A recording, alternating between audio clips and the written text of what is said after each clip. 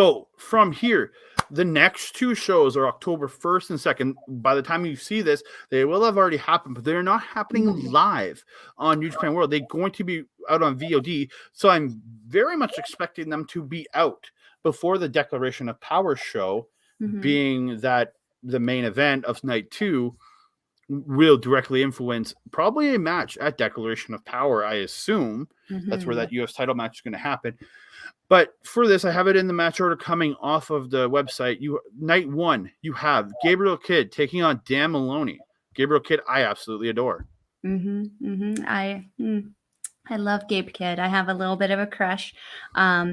Been watching him since he kind of came in on the dojo there for a little bit before he went to the LA Dojo Boys. Personally think that I enjoyed seeing him more when he was working with the New Japan Dojo as opposed to the LA Dojo. But now he's on excursion.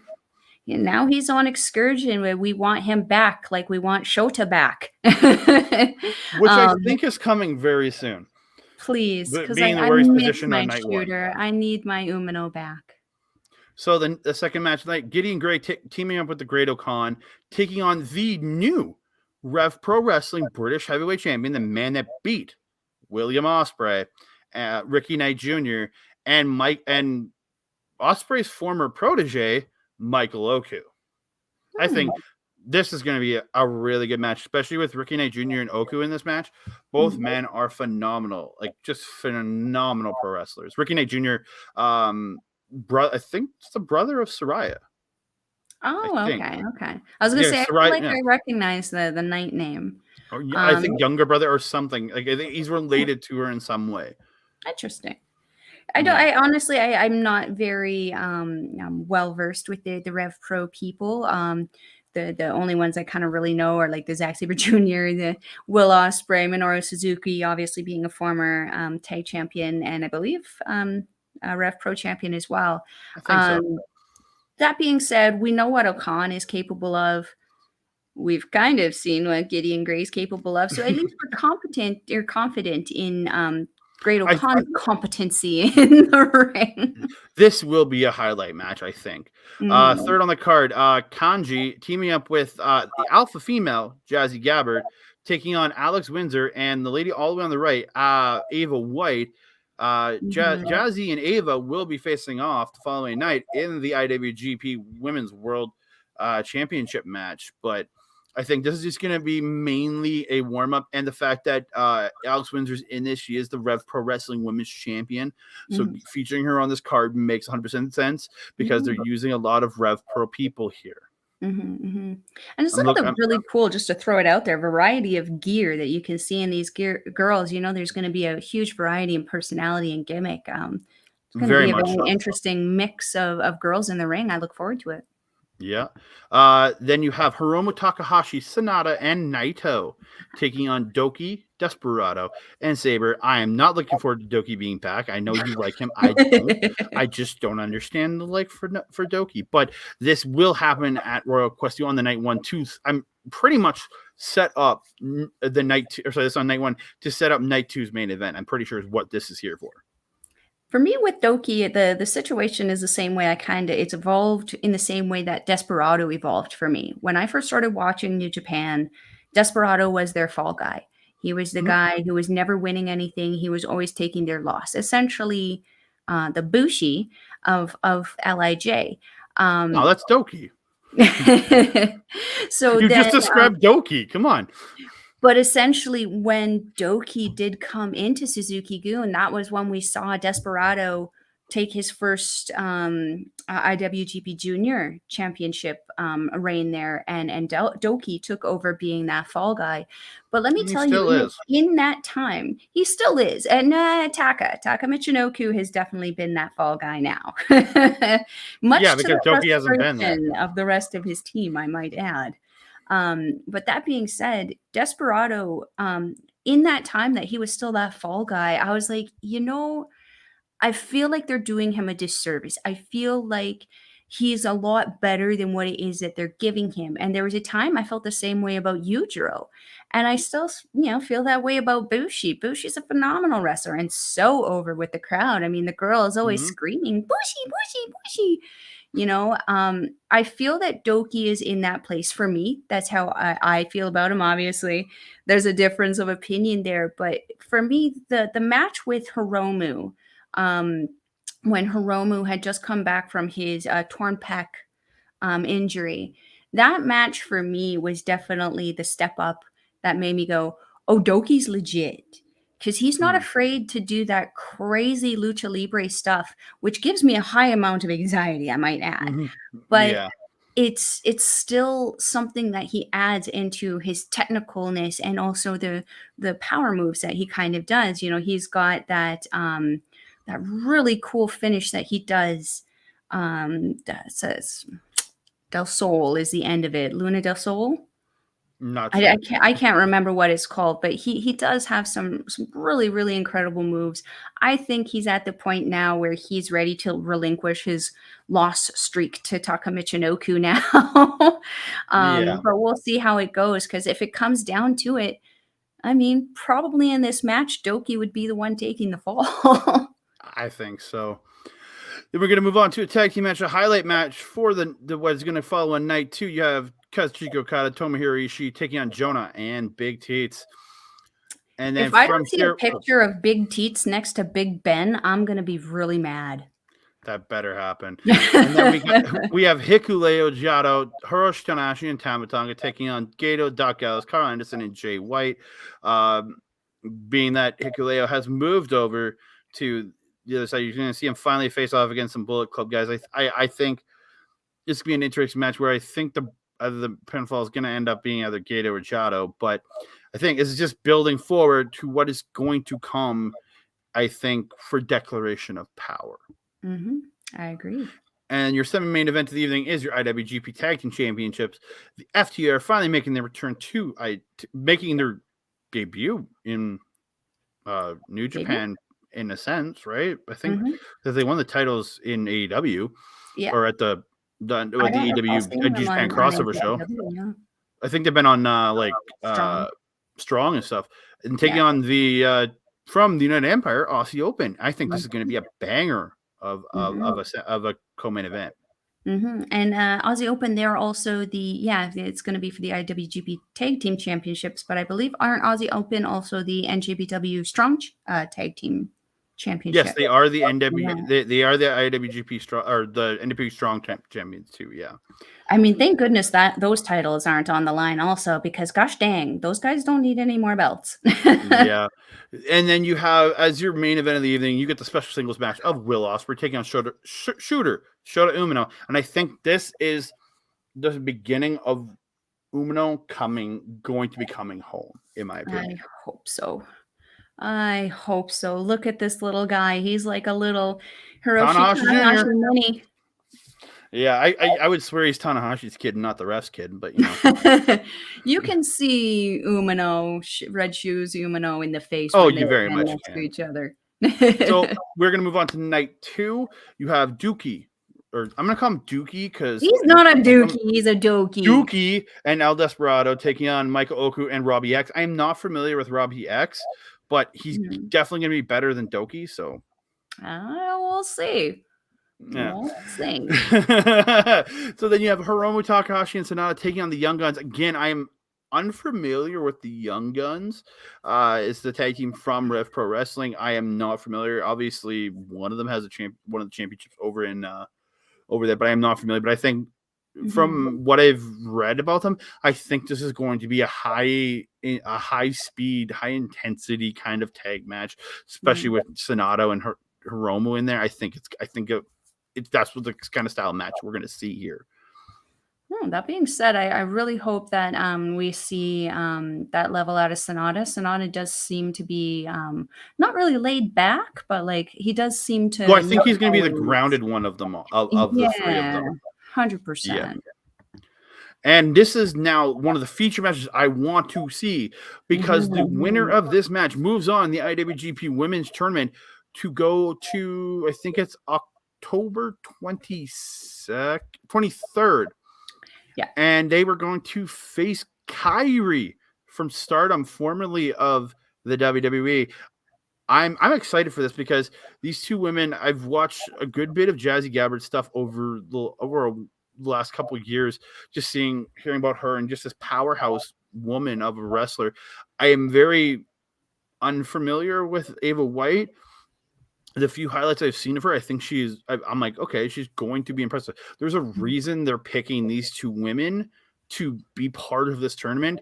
If they weren't good, they would not be part of this tournament, 100%. And they will be featured as I think probably one of the most featured matches on that October 23rd card for Stardom.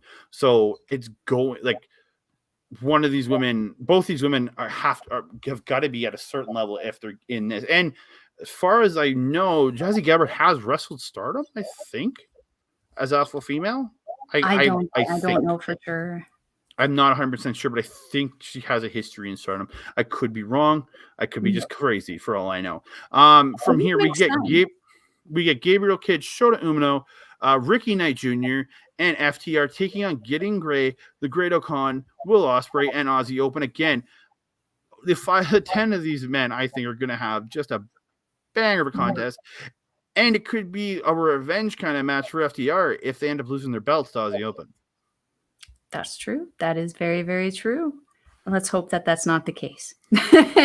We need some more gold in United Empire, I think. I would love to see Aussie Open take it.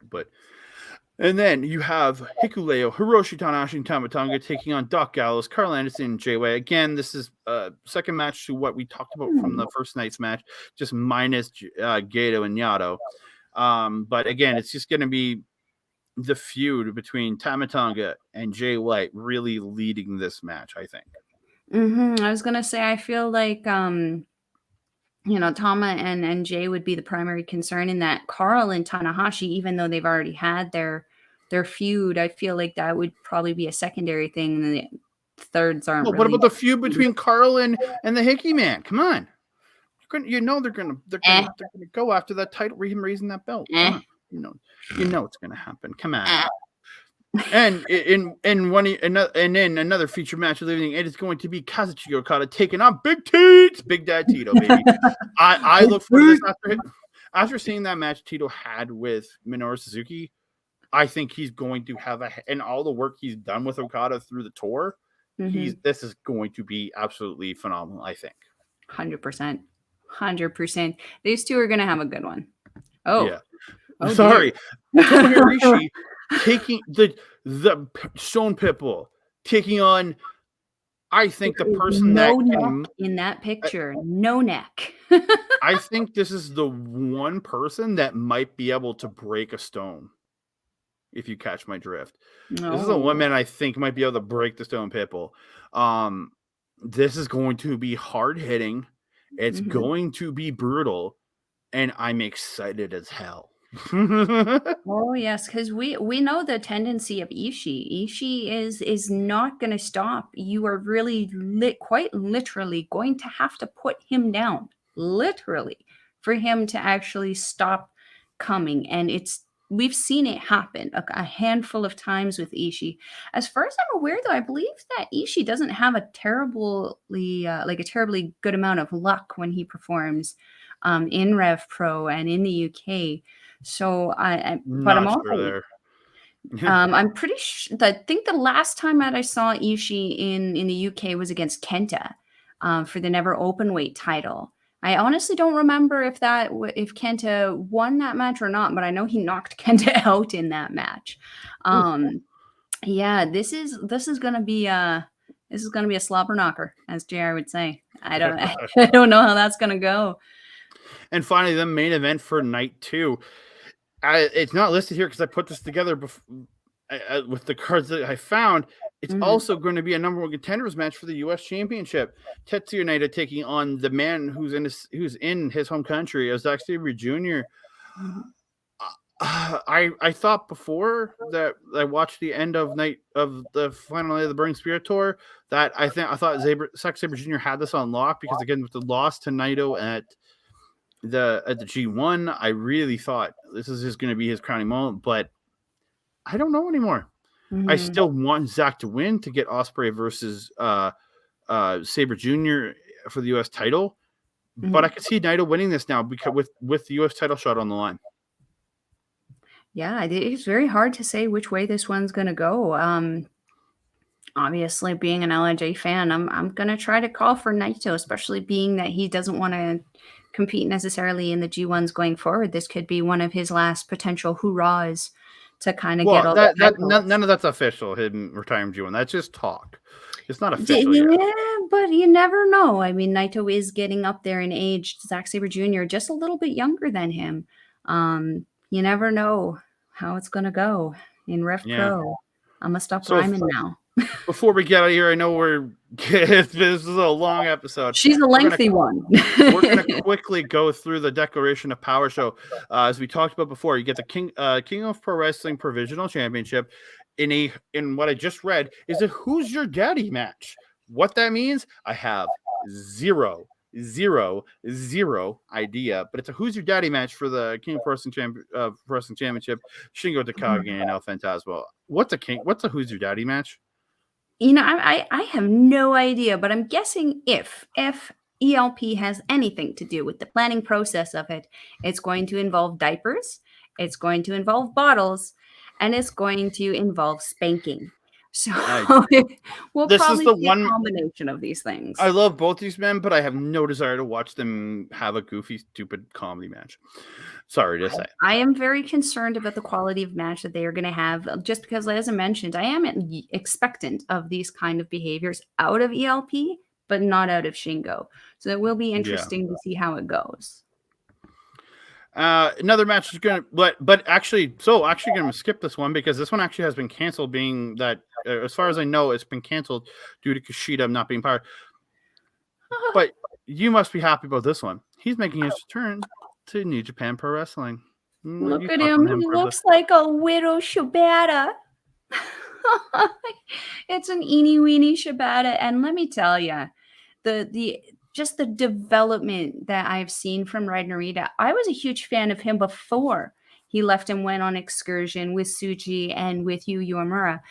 To see how he has progressed, not in little individual steps, but leaps and bounds in his technical prowess.